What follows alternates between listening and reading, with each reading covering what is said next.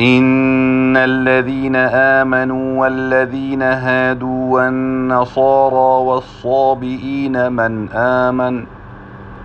آمن بالله واليوم الآخر وعمل صالحا فلهم أجرهم عند ربهم ولا خوف عليهم ولا هم يحزنون.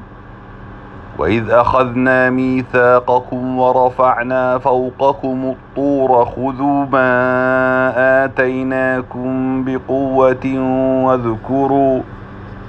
واذكروا ما فيه لعلكم تتقون.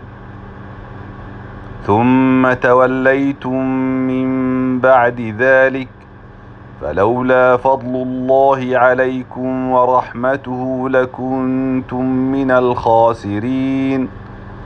ولقد علمتم الذين اعتدوا منكم في السبت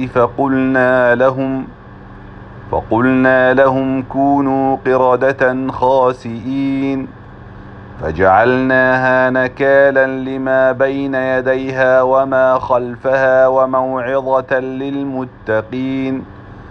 وإذ قال موسى لقومه إن الله يأمركم أن تذبحوا بقرة قالوا أتتخذنا هزوا قال أعوذ بالله أن أكون من الجاهلين.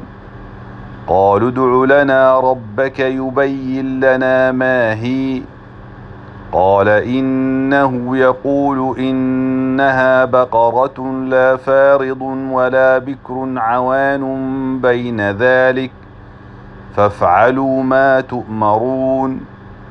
قالوا ادع لنا ربك يبين لنا ما لونها قال إنه يقول إنها بقرة صفراء